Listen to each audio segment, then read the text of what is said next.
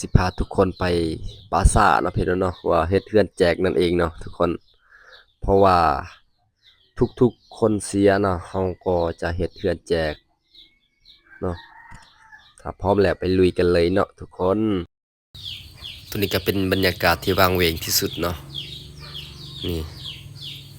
เพราะว่าเฮาก็ขี่รถเนาะขับรถก็ค่อยๆเนาะเพราะว่าเส้นทางก็มันยากลำบากเนาะทุกคนเพราะว่าฝนตกเนาะมื้อวานมื้อซืนเนาะมันลื่นเนาะพี่น้องนี่เส้นทางก็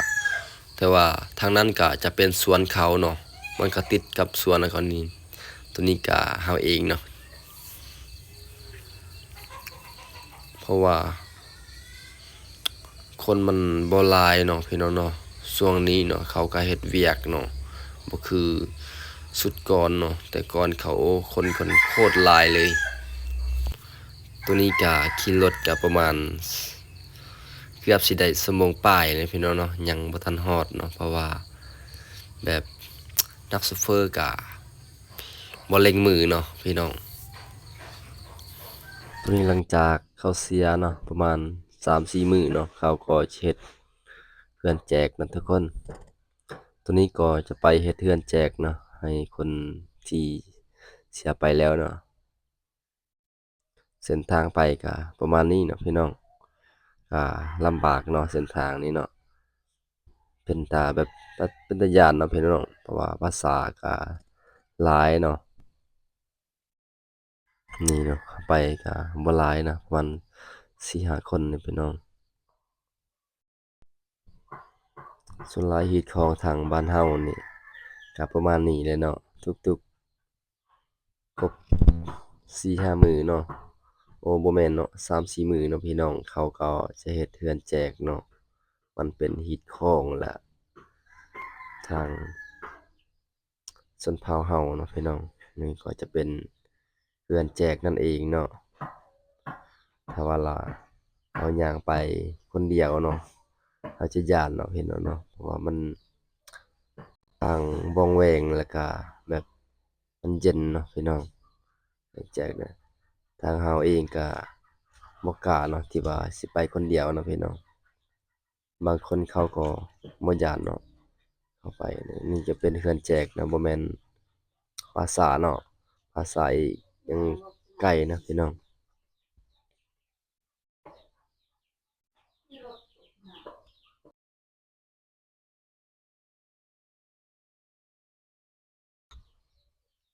นี่ก็จะฮอดแล้วเนาะบ่อนเฮ็ดเฮือนแจกนะทุกคนมาเบิ่งเนาะคนก็มาช่วยกันนะพี่น้องเนาะเพราะว่าเป็นพี่น้องหรือว่าญาติพี่น้องเนาะเฮามาช่วยกันเนาะพี่น้องให้มันแล้วไวเนาะนี่เนาะเห็นบ่ทุกคนเขาจะมาก่อนเนาะเพราะว่าคนที่ว่าพี่น้องเขาเสียมาก่อนเนาะพี่น้องเนาะเขาก็จะไปให้ข้าวให้น้ำเนาะทุกคนเพราะว่าเขาถือกันว่าพี่น้องที่ว่าเสียไปแล้วน่ะเขาก็อย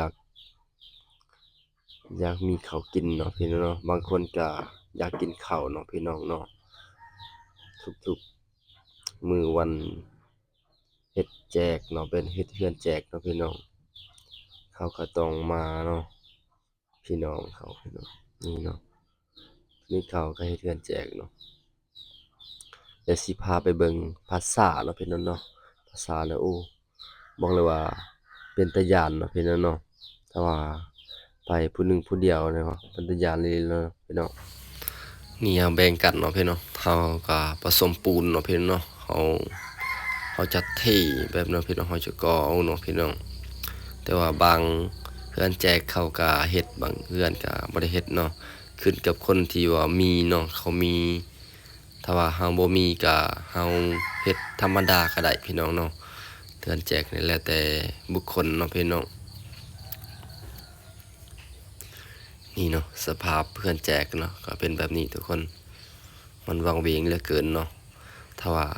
มาคนเดียวนี่น่าจะแบบคนลุกเลยทุกคน แต่ว่าเฮากะบ่กล้าเนาะที่ว่าสิมาคนเดียวเนาะพี่น้องนี่เนาะเฮ็ด ก็ให้เร่งมือเนาะให้มันแล้วภายในชั่วโมงหนึ่งเนาะพี่น้องเนาะเพราะว่ายานฝนจะตกอีกเพราะว่าช่วงนี้ก็ฝนยังตกเนาะพี่น้องเนาะเมื่อวานมื้อซืนเนาะก่อนเขาจะฟังเนาะฝนจะตกหนักเลยเนาะพี่น้องเขาก็เลยว่าฟ้าวนะฟังเนาะแต่ว่ามื้อนี้นะฝนก็คือว่าสิบ่ตกแหละพี่น้องนี่เข้ามาช่วยกันเอาสิพาไปเบิ่งภาษานี่ตัวนี้เขาก็จะให้เนาะคนที่ว่าเสียไปแล้วเนาะพี่น้องเนาะญาติพี่น้องเนาะแต่ว่าเสียนะเขาก็ให้น้ำเนาะนี่เนาะเขาจะแบบเขาปั่นไปเขาบิทีละเล็กทีละน้อยเนาะจากตัวนั้นจากตัวนี้เนาะเขาก็จะให้เนาะพี่น้องเนาะนี่ก็จะเป็นเขาให้เขาน้ำเนาะให้ผีเนาะที่ว่าแบบเขามากินเนาะเป็นเรือคนที่เสียไปแล้วนั่นทุกคนตัวนี้ข้าพเจ้าก็จะให้พ่อแม่เนาะที่ว่าที่จากไปนั่นเองเนาะข้าพเจ้าเนาะฮิตของทั้งเฮาก็ประมาณนี้เนาะพี่น้องถ้าไผอยากฮู้เนาะก็สามารถเข้ามาเนาะพี่น้องเนาะในชนเผ่าอาหลักนั่นเองเนาะแต่ว่าชนเผ่าอื่นก็ประมาณนี้เนี่ยทุกคนชนเผ่าตะโอยอาเลียตะเลียงหรือว่าชนเผ่าอื่นๆเนาะแต่ว่าหนูเคยเห็นเนาะเขาก็เฮ็ดแบบนี้เนาะแต่ว่าชนเผ่าอื่นนี่ก็โหดกว่านี้ได้เคยเห็นแบบเวลาคนที่คนเสียไปแล้วเนาะเขาเฮ็ดเนาะนี่นี่พี่น้องนี่เฮาก็จะเทเนาะทุกทำอิฐเนาะพี่น้องเนาะที่ว่ามาพังศพเนาะลงพังศพเนี่ยเขาจะมีกลิ่นเนาะกลิ่นแบบ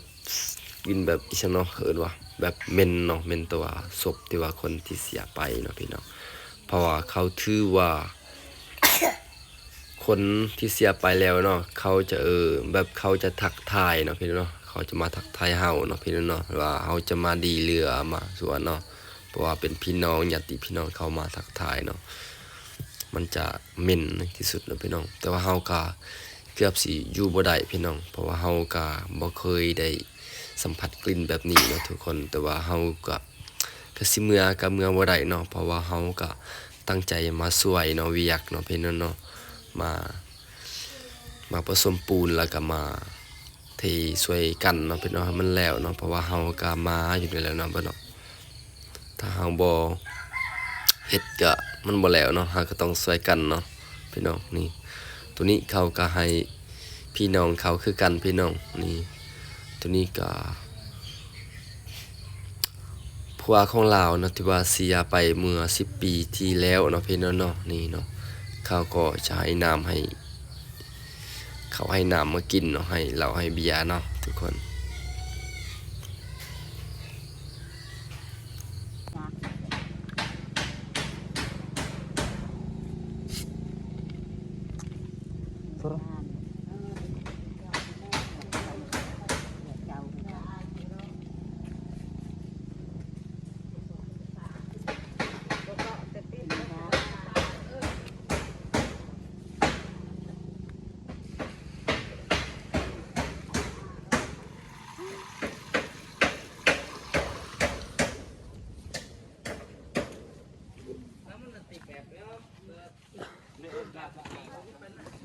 ต่อยอันนั้น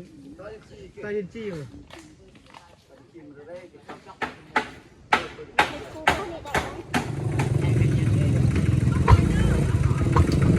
แห้งอ่ะ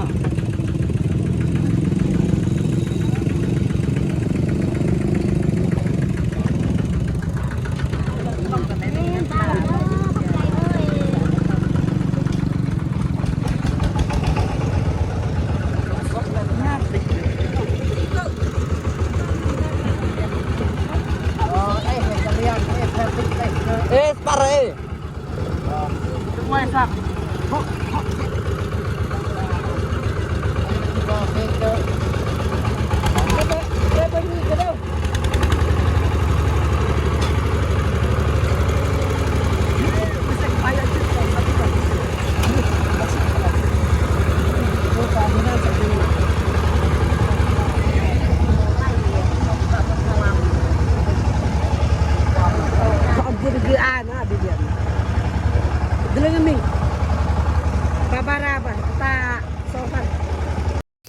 นี่หลังจากเขาเฮ็ดเฮือนแจกเรียบร้อยนะเฮาที่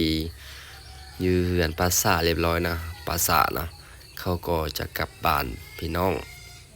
ตัวนี้ก็เส้นทางก็นี่ก็หลายคนก็บ่เป็นตาย่านเนาะถ้าเป็น2คน3คนนี่เป็นตาย่านนะพี่น้อง